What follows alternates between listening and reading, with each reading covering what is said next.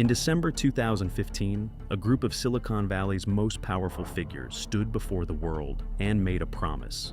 They were going to build an artificial intelligence research lab to save humanity. It would be a nonprofit, it would be open source, and most importantly, it would be free from the corrupting influence of corporate greed. They called it OpenAI. The name itself was a vow of transparency. But less than a decade later, that promise is dead. Today, the company that swore to protect us from corporate monopolies has become the most ruthless, profit-hungry monopoly of them all.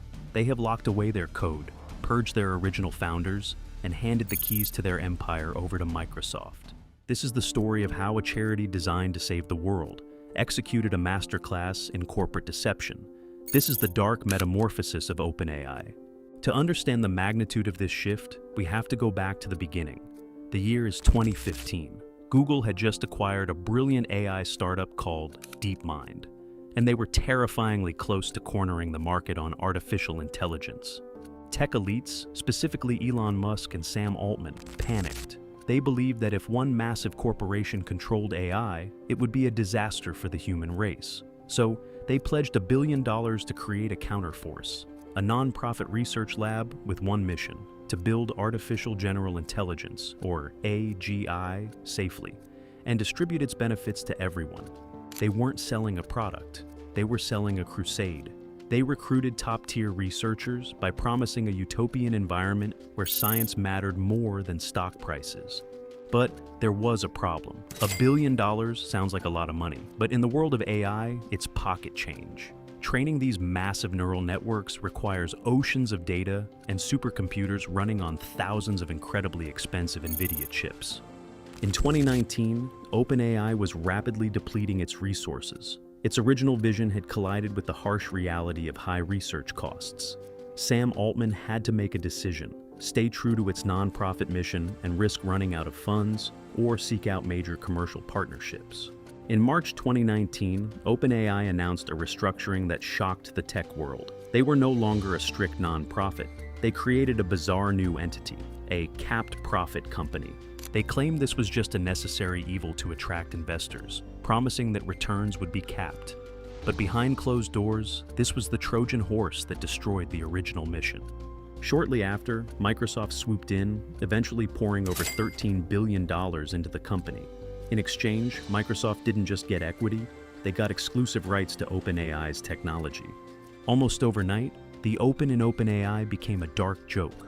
When they released GPT-3 and later GPT-4, they refused to share the source code, the training data, or the inner workings of the models. They claimed it was for safety reasons. But critics, including the furious Elon Musk, who had already walked away from the board, saw the truth. It wasn't about safety. It was about building a commercial moat. The charity had officially become a product, and the researchers who came to save the world were now just building features for Microsoft Office. But the true darkness hiding inside OpenAI wouldn't be fully exposed until November 2023. In a weekend that broke the internet, the company's non-profit board of directors suddenly fired CEO Sam Altman. Their official statement was chilling. They said Altman was not consistently candid. They had lost confidence in his ability to lead. It was a desperate move by the board to pull the emergency brake, terrified that Altman was pushing commercialization too fast, ignoring the severe safety risks of the AI they were building. For 48 hours, it looked like the original mission might survive, but the board underestimated the sheer power of billions of dollars. With strong support from Microsoft and faced with the threat of a mass exodus of employees, Altman orchestrated his return. Within 5 days, he was reinstated as CEO. The board members responsible for his dismissal stepped down and were replaced by a new group composed of industry executives. The nonprofit board, the only mechanism designed to keep the company's greed in check, was effectively neutralized. The guardrails were officially off.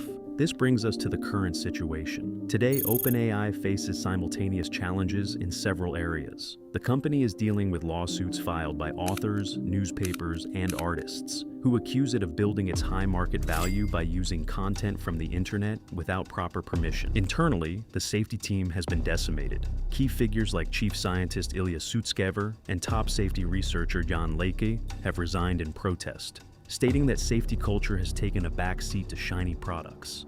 And financially, The company is burning through billions of dollars a year to maintain its infrastructure.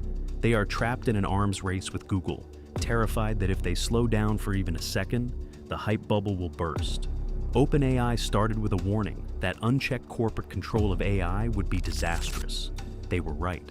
The tragic irony is that they became the exact monster they warned us about. They sold the world a story of human salvation, but in the end, it was just the most sophisticated bait and switch in the history of Silicon Valley. If you want to understand how other massive empires were built and how they fall, make sure to subscribe and hit the bell. Let me know in the comments. Do you think the AI bubble is about to burst?